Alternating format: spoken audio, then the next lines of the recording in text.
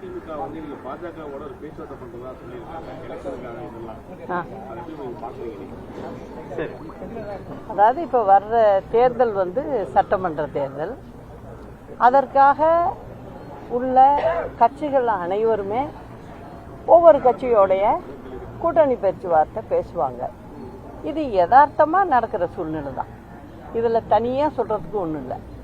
தற்போது மத்திய அரசு அந்த 100 நாள் வேளாண் திட்டத்தோட பெயரை மாற்றிருக்காங்க. இப்போ அந்த வழிமுறைகள் எல்லாம் சொல்லியிருக்காங்க. இதை பற்றி எப்படி நினைக்கிறீங்க? அதாவது நம்ம தமிழக அரசு இப்பொழுது திமுக ஆட்சி, இவர்களை பொறுத்த வரைக்கும் பேர் மாற்றம், இதை ஏன் இப்படி செஞ்சீங்க அப்படி செஞ்சீங்க அப்படிங்கிறத மட்டுமே தான் சொல்லுவாங்க. இந்த திட்டம் மத்திய அரசோடைய திட்டம். அதில் பார்த்தீங்கன்னாக்க இந்த 100 நாள் வேலை வாய்ப்பில் 100 நாள் வேலை கொடுக்கறது அப்படிங்கிறது தான் ஆரம்பத்தில் ஆரம்பித்து நடந்துக்கிட்டு இருந்துச்சு. அதுக்கு வந்து மத்திய அரசினுடைய நிதி வந்து 100% கொடுத்தாங்க. அந்த வேலை செய்கிற மக்களுக்கு பணம் வந்து தமிழ்நாடு அரசோடது இல்லை. அதை முதல்ல புரிய வைக்கிறேன். மத்திய அரசு கொடுத்து இங்கே நமக்கு வந்து நம்ம வந்து எல்லாருக்கும் கொடுக்குறோம். இந்த திட்டம் இப்படி தான் ஆரம்பத்துலேருந்து செயல்பட்டுக்கிட்டு இருந்தது. இப்போ பேர் மாற்றி வச்சுருக்காங்க அப்படிங்கிறாங்க. அதை மட்டும்தான் இவங்க பேசுகிறாங்க. நீங்கள் பார்த்தீங்கன்னா இவங்களுடைய திமுகவினுடைய 2021 தேர்தல் அறிக்கையில் அவங்க தேர்தல் வாக்குறுதின்னு கொடுத்துருக்காங்க இல்லையா, அதில் பார்த்தீங்கன்னா 42வது வாக்குறுதி. அதில் என்ன கொடுத்துருக்காங்கன்னா 100 நாள் வேலை கொடுக்கறத 150 நாளாக கொடுக்கறதுக்கு உண்டான ஏற்பாடுகளை நாங்கள் செஞ்சு கொடுப்போம் அப்படின்னு சொல்லியிருக்காங்க. ஆனால் இப்போ தேர்தலே வந்துருச்சு, இது வரைக்கும் மூச்சு விடலை. அதை பற்றி செய்யணுங்கிறத பற்றியும் அவங்க பேசலை. இப்போ என்ன சொல்கிறாங்க, அந்த பேர் மாற்றினதை மட்டும் சொல்லிக்கிட்டு இருக்காங்க. நான் என்ன கேட்குறேன், பேர் மாற்றுறத தான் ஒரு காரணம் அப்படின்னு சொல்லி மத்திய அரசை திட்டுறதை விட இப்போ என்ன பண்ணியிருக்காங்க, சில சட்ட திருத்தம் அதில் மாற்றப்பட்டிருக்கு. அதில் என்ன ஆயிருக்கு அப்படின்னா, கிட்டத்தட்ட வந்து அவங்களும் சொல்லியிருக்காங்க 125 நாள் வரைக்கும் கொடுக்கலாம் அப்படின்னு.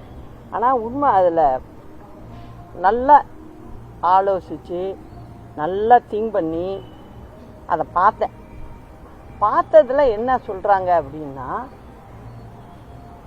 அந்த 100 நாள் வேலை வாய்ப்புங்கிறது இருக்குது.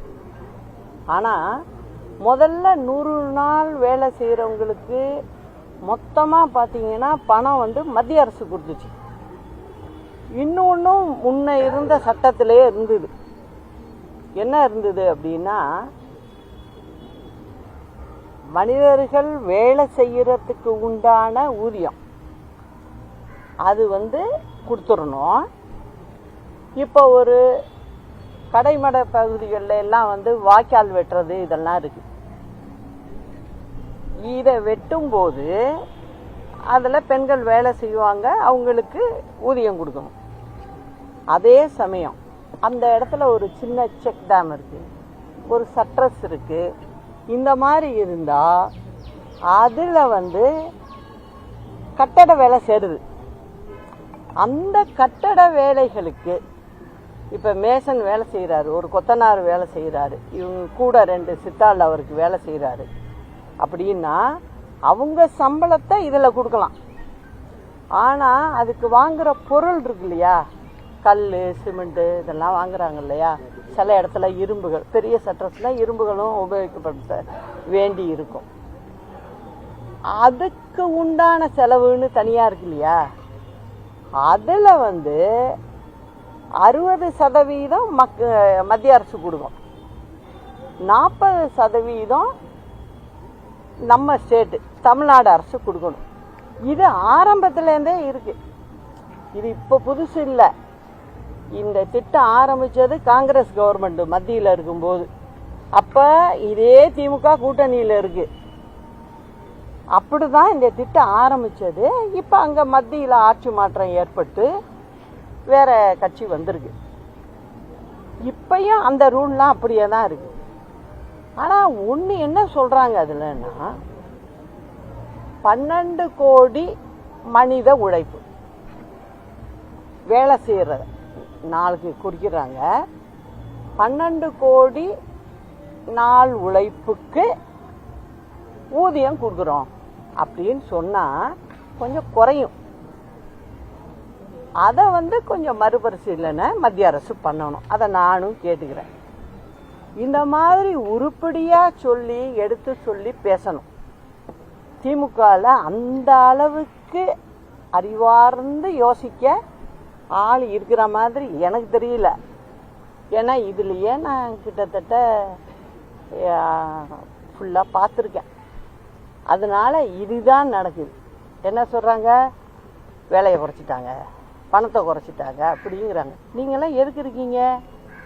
நீங்கள் தான் எம்பிக்கள் முழுசும் ஜெயிச்சிருக்கீங்க, வெற்றி பெற்றிருக்கீங்க. உங்களுக்கு அங்கே வேலை என்ன? நீங்கள் போய் உருப்படியாக அந்தந்த டிபார்ட்மெண்ட்டுக்கிட்ட பார்த்து அங்கே போய் உட்காந்து பேசணும். பேசினால் நடக்காது எதுவுமே இல்லை. செய்ய முடியும். அதை அவங்க செய்யறதுக்கு தயாராக இல்லை. சும்மா சண்டை போட்டு இது பிஜேபி செய்ய மாட்டுறாங்க, அதை பண்ணுறாங்க, இதை பண்ணுறாங்கன்னு சொல்லி அப்படியே ஒரு மோட்டிவ், அதாவது என்னன்னா அவங்க ஒரு எதிர்ப்பு சக்தியை உருவாக்குறது. அந்த வேலையை மட்டும்தான் இந்த திமுக அரசாங்கம் செஞ்சுக்கிட்டு இருக்கு. நான் தொடர்ந்து இதை சொல்லிக்கிட்டு இருக்கேன். இதனால மக்களுக்கு பிரச்சனை ஏற்படும். அது இல்லாம பாத்துக்கணும் அப்படின்னு தான் நானும் சொல்லிக்கிட்டே வரேன். 2026 சட்டமன்ற தேர்தலுக்கான கால அவகாசம் நெருங்கிட்டே இருக்கு. தமிழகத்திற்கு எல்லா கட்சிகளுமே கூட்டணி பேச்சுவார்த்தையும் தொடங்கிட்டாங்க. ஆமா, உங்கள் தரப்பு நிலைப்பாடு என்ன மேடம்? தேர்தல் நிச்சயமா மக்களுக்கு எது நல்லது, எப்படி இங்க ஆட்சி செஞ்சா நல்லா இருக்கும், தேர்தலை சந்திக்கிற திட்டம் அது நிச்சயமா. எப்படி இவ்வளவு தூரம் நான் மக்கள் பேசுறேன், எல்லாம் பண்றேன், அந்த மாதிரிலாம் ஒதுங்கி இருக்கிற ஆளு நான் இல்லை. அதையும் சொல்லிக்கிறேன். இப்போ ஒன்னே ஒன்று மட்டும் நான் சொல்றேன். இப்ப இந்த திமுக 21 ஆட்சிக்கு வந்ததே சில புரியாதவர்கள் செய்த தவறுனால இந்த தவறு நடந்துருச்சு.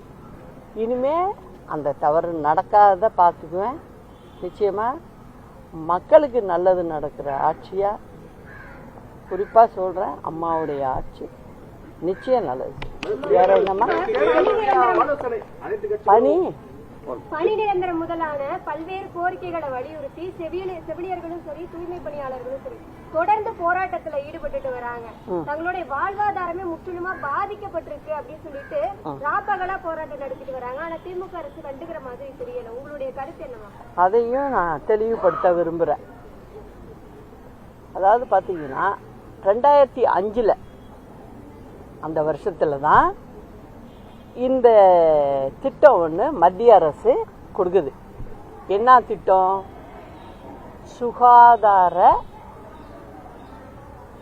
தேசிய சுகாதார திட்டம், அதுக்கு பேரு. அத என்ன சொல்றாங்க, நமக்கு மட்டும் இல்ல, இந்தியா முழுவதும் என்ன சொல்றாங்க, அதுக்கு இது மாதிரி ஹாஸ்பிட்டல்ல, அதாவது மருத்துவமனைகள்ல வேலை ஆட்கள் இல்லாம கஷ்டத்துல இருக்குது. தமிழ்நாடு மட்டும் இல்லை, எல்லா இடத்துலையும் இந்த நிலைமை இருக்கு. அதுக்காக மத்திய அரசு ஒரு திட்டத்தை புதுசா கொண்டு வருது. அந்த திட்டம் மத்திய அரசு செயல்படுத்தும் போது இங்க முதலமைச்சராக இருந்தது அம்மா. அந்த சமயத்துல அம்மாவும் அதை எடுத்து நம்ம தமிழகத்துல நம்ம செய்யணும் அப்படின்னு சொல்லிட்டு செய்யறாங்க. அம்மா 2005 இருக்கும்போது மொத்த நம்ம தமிழ்நாட்டில் பெரிய ஆஸ்பத்திரின்னு சொல்லுவோம், பெரிய மருத்துவமனை, கவர்மெண்ட் இது அப்படின்னு பெருசு, சின்னதெல்லாம் இருக்கு, பெருசு சொல்றேன். அங்க மெடிக்கல் காலேஜும் சேர்ந்துருக்கும். அந்த மாதிரி இருக்கிற இடங்கள் 15 இருந்தது. அப்போ இன்னைக்கு 2025 பாத்தீங்கன்னா கிட்டத்தட்ட 36 ஆயிடுச்சு. அந்த சமயத்துல அம்மா என்ன சொல்றாங்க, அப்போலேருந்து என்ன பண்ணுறாங்க, இது கான்ட்ராக்ட் பேசிஸில் மத்திய அரசு கொடுத்துருக்க திட்டமும் அதான். கான்ட்ராக்ட் பேசிஸில் நீங்கள் எடுத்து ஒரு குறிப்பிட்ட சம்பளத்தை கொடுத்து இதை கொடுங்கன்னு சொன்னாங்க. அது மாதிரி தான் அதை அப்படியே கொடுத்துக்கிட்டு வந்தோம். இப்போ கொரோனா வந்தப்போ கூட அந்த செவிலியர்கள் தான், அந்த நர்ஸுகள் தான் உயிரை நினச்சி அவங்க வேலை செஞ்சுருந்தா எல்லாரும் சத்தமடாமல் லீவ் போட்டு போயிடுவாங்க. அந்த சமயத்துல எல்லாம் தன்னோட உயிரை பணையம் வச்சு ஒவ்வொரு செவிலியரும் வேலை பார்த்துருக்காங்க கவர்மெண்ட் ஆஸ்பத்திரியில். ஒரு கட்டத்தில் என்ன ஆச்சு, பிரைவேட் ஆஸ்பத்திரியெல்லாம் நமக்கு எதுக்கு இது வம்பு, இந்த பேஷண்ட்லாம் முடிஞ்ச வரைக்கும் அவாய்ட் பண்ணுவோம் அப்படின்னு சொல்லி நிறைய ஹாஸ்பிட்டலில் என்ன பண்ணாங்க, பேஷண்ட்டு அவங்களுக்கு வந்து டெஸ்ட்டில் பார்த்தோன்னே அவங்களுக்கு கொரோனான்னு இருந்தால் நைஸாக வெளில போங்க, நீங்கள் அங்கே பார்த்துங்க இங்கே பார்த்துங்கன்னு சொன்னதெல்லாமும் இருக்குங்க. அந்த சமயத்தில் அதை அவங்கள அணைச்சி பிடிச்சி செஞ்சது நம்ம தமிழ்நாடு அரசாங்கம். அந்த சமயத்தில் எல்லா ஹாஸ்பிட்டல்லையும் ஃபுல்லாக வடியுது பேஷண்ட்டு. அப்பையும் இந்த நர்ஸுங்கள் இவங்க தான் பணி வேலை செஞ்சாங்க. இப்போ நான் ஒன்று தான் கேட்குறேன் திமுக அரசாங்கத்துக்கு, நீங்கள் தேர்தலுக்கு முன்னே நல்லா சொல்லுவீங்க, என்ன சொல்லுவீங்க, அதை பண்ணிடுறேன் இதை பண்ணிடுறேன், கொண்டு வந்து உங்கள் வீட்டுக்குள்ளே டோரத்தை திறந்து கொண்டாந்து கொடுத்துருவேன்பாங்க. இப்போ கூட தேர்தல் அறிக்கைக்கு ஒரு குழு அமைச்சிருக்காங்க. அந்த குழுவோட வேலையே இதுதான். இப்போ நீங்கள் கிட்டத்தட்ட நீங்கள் தேர்தல் அறிக்கை கொடுத்ததில்ல என்னத்தப்பா நீங்கள் செஞ்சுருக்கீங்க, ஒன்றுமே செய்யலையே. அவங்களுடைய தேர்தல் அறிக்கையில் 356 அவங்க செய்யறேன்னு சொன்னது 356ல் என்ன சொல்லியிருக்காங்க அப்படின்னா, நாங்கள் வந்து இந்த செவிலியர்கள் இதெல்லாம் வந்து நம்ம அதாவது திமுக அரசாங்கம் அமைஞ்ச உடனே எல்லாத்தையும் சரி பண்ணிடுவோம் அப்படின்னு சொல்லியிருக்காங்க. வாயால எழுத்துலே கொடுத்துருக்காங்க. ஆனால் இன்ன வரைக்கும் அதை திரும்பியே பார்க்கல. இன்னைக்கு நான் இங்கே வர்றதுக்கு முன்ன கூட 300 பேர் வந்து போராட்டத்தில் கலந்துக்கிறதுக்கு வந்திருக்க செவிலியர்களை வண்டியிலேருந்து இறங்கினோடனே பிடிச்சி எல்லாரையும் அரெஸ்ட் பண்ணி கொண்டு போயிருக்காங்க. இது வந்து அரசாங்கம் இதை செய்யலாமா? நீங்கள் தேர்தல் அறிக்கையில் என்ன சொன்னீங்க, நாங்கள் வந்தோன்னே உங்களை பார்த்துக்குறோம் விட்டுற மாட்டோம் அப்படின்லாம் சொன்னீங்க. இப்போ என்ன சொல்கிறீங்க, அந்த துறை மந்திரி 2 நாளைக்கு முன்னே பேட்டி கொடுக்குறாரு, அதையும் நான் பார்க்குறேன். அதில் என்ன சொல்கிறாரு, இந்த அம்மா இருந்தப்ப இது பாட்டு சேர்த்து விட்டு போயிடுச்சு அப்படிங்கிறாரு. அப்போது வேலை வாய்ப்பை கொடுத்தது ஒரு முதலமைச்சர் கொடுத்தது தப்புன்னு சொல்கிறீங்களா? அது மத்திய அரசு திட்டம், அதுக்கு செஞ்சதையும் நீங்கள் தப்புன்னு சொல்கிறீங்களா? என்ன நினச்சிக்கிட்டு பேசுகிறாங்கன்னே தெரில. இந்த திட்டத்தோடைய ஆரிஜின் எப்படி உருவானதுங்கிறது கூட அந்த துறை மந்திரிக்கு தெரியல. தெரியாததுனால தான் அம்மா வந்து கம்ப்ளைண்ட் பண்ணுறாரு, இவங்க பண்ணாங்க இவங்க பண்ணிட்டு போயிட்டாங்க அப்படிங்கிறாரு. அந்த நர்ஸுங்களை அந்த செவிலியர்களை வச்சுக்கிட்டு தானே நீங்கள் வந்து இன்ன வரைக்கும் வைத்தியம் பார்த்துக்கிட்டு இருக்கீங்க வர்றவங்களுக்கு. இல்லை, அன்னைக்கு அம்மா இருந்தப்ப 2005 பார்த்தீங்கன்னா கிட்டத்தட்ட பார்த்தீங்கன்னா 267 மெடிக்கல் காலேஜ் ஹாஸ்பிட்டல்கள் பெருசு. இன்னைக்கு 2025 பார்த்தீங்கன்னா 372 இருக்குது. அப்போ ஆட்கள் தேவையா வேணாமா? ஒன்று. இன்னொன்று, இப்போ சுகாதாரத்துறை அப்படின்னு சொன்னால் பொதுவாக சும்மா சொல்ல முடியாது. அதில் டாக்டர்ஸ் MBBS படித்தவங்க, மாஸ்டர் டிகிரி படித்தவங்க அப்படிலாம் சேர்த்து, டென்டிஸ்ட்டு இவங்கெல்லாம் சேர்த்து 5611 பேர் இருக்காங்க. அது இல்லாமல் மற்ற பொறுப்புகளில் இப்போ நர்ஸுங்களே கிட்டத்தட்ட 15,000க்கு மேலே இருக்காங்க. அவங்களுக்கு கீழே துணை நர்ஸுகள் இருப்பாங்க. அந்த மாதிரிலாம் வரும். மொத்தம் 22 தொல்லை செய்யக்கூடியவங்க ஒரு ஹாஸ்பிட்டலுக்கு தேவை. அந்த 22ஐயும் சேர்த்திங்கன்னா அதில் ஆம்புலன்ஸ் டிரைவர் கூட வருவார். அந்த கணக்கில் தான் வருவாங்க அவங்கெல்லாம். மொத்தம் 54,900 பேருக்கு இந்த கான்ட்ராக்ட் பேசிஸ்ல இருக்காங்க. சரி, நீங்க அதை பண்ணிடுவேன் இதை பண்ணிடுவேன்லாம் சொல்றீங்கல்ல, அத நீங்க 5 வருஷம் ஆச்சுல அழகா இதை எப்படி செட்டரேட் பண்றது, என்ன பண்ணலாம் அப்படி நீங்க ஒரு யோசனை பண்ணீங்களா? எப்போதுமே ஒன்று செய்யணும்னு நினைச்சோம்னா எல்லாத்துக்கும் மார்க்கம் இருக்கு. ஆனா அதுக்குள்ள புத்திசாலித்தனம் இருக்கும். அது இல்லாம சும்மா நான் முதலமைச்சர், என் வீட்டில் ஒரு ஆளு துணை முதலமைச்சர் அப்படின்னு வண்டியை எடுத்துக்கிட்டு சுத்திக்கிட்டு போலீஸ் கூப்பிட்டுக்கிட்டு சூறை சுத்தி வர்றது, வாக்கிங் போறது, இதெல்லாம் செஞ்சுக்கிட்டு இருந்தா ஆட்சியில மக்கள் கஷ்டப்படத்தான் செய்யும். அதை தான் நான் திரும்ப திரும்ப சொல்றேன். உங்களுக்கும் வேலை தெரியல, அதிகாரிகளை எப்படி வேலை வாங்கணும்னு தெரியல உங்களுக்கு. இந்த லட்சணத்துல தான் இந்த அரசாங்கம் போயிட்டு இருக்கு. இதுக்கு முடிவு கட்டியே ஆகணும்.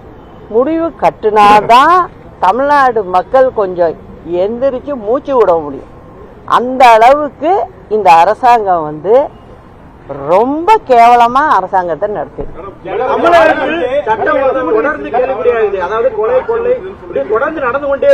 சட்டம் ஒழுங்கு கேட்கவே வேண்டாம், அவங்களுக்கு அது பழகி போச்சு.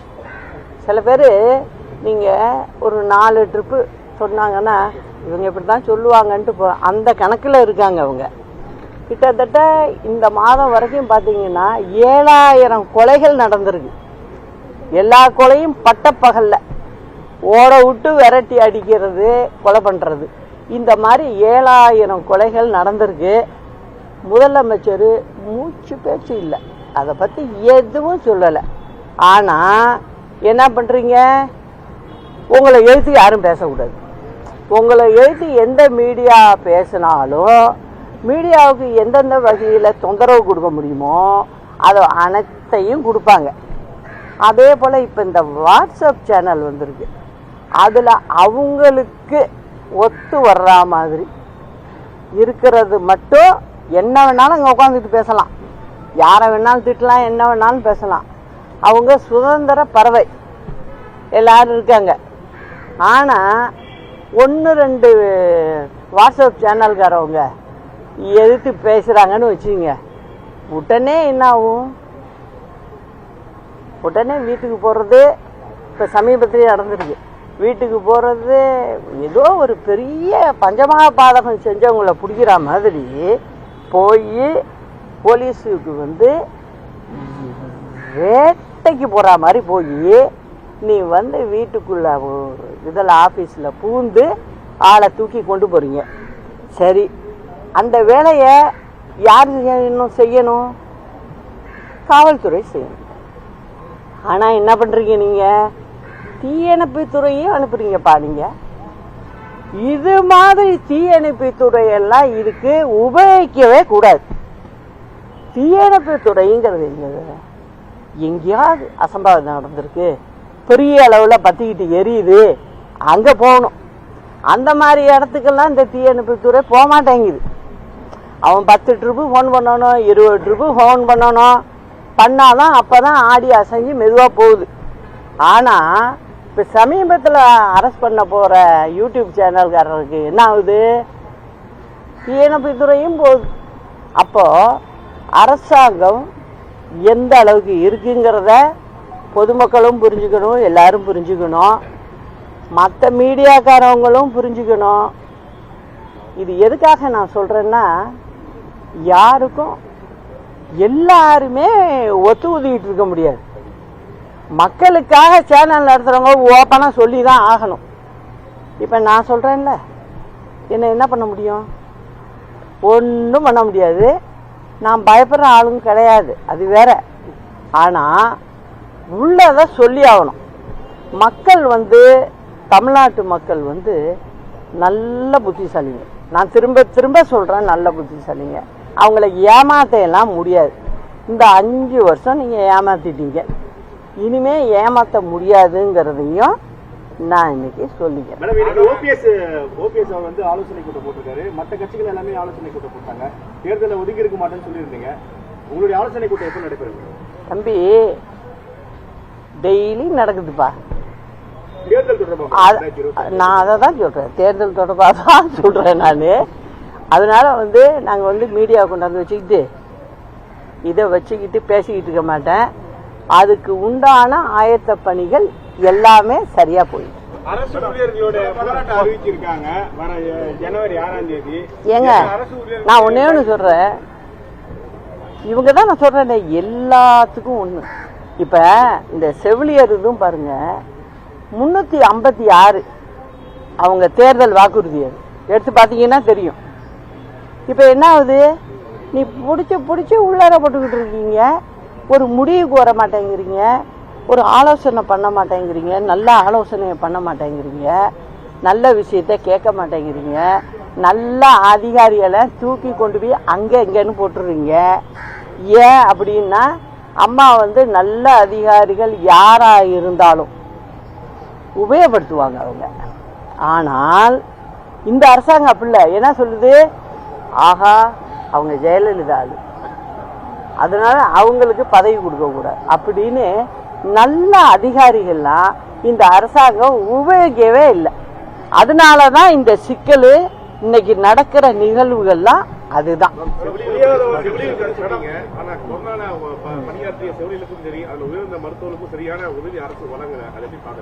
நான் ஒன்னே சொல்றப்ப, யார் வழங்கலைன்னாலும் அது தவறு தான். அவங்களுக்கு வந்து நம்ம வந்து இப்ப நான்லாம் மனசுல வச்சிருக்கேன், அவங்கள பொறுத்த வரைக்கும் எவ்வளவு கஷ்டமான நேரத்துல வேலை செஞ்சிருக்காங்க அப்படிங்கிறதுக்கு இதுக்கு ஒரு வழி கண்டுபிடிக்கணும். இவங்கள இந்த மாதிரி பாதிப்புக்கு உள்ளாம இருக்கிறதுக்கு வழி கண்டுபிடிக்கணும். இப்ப நாங்கெல்லாம் அதுக்கு என்ன பண்ணணும், எப்படி செய்யணும் அப்படிங்கிறது வரைக்கும் நாங்க ரெடியா இருக்கோம், ரெடி பண்ணி வச்சிருக்கோம். அதனால ஆட்சி மாற்றம் வந்தது எல்லாரும் பார்க்க தானே போறீங்க, நல்லபடியா.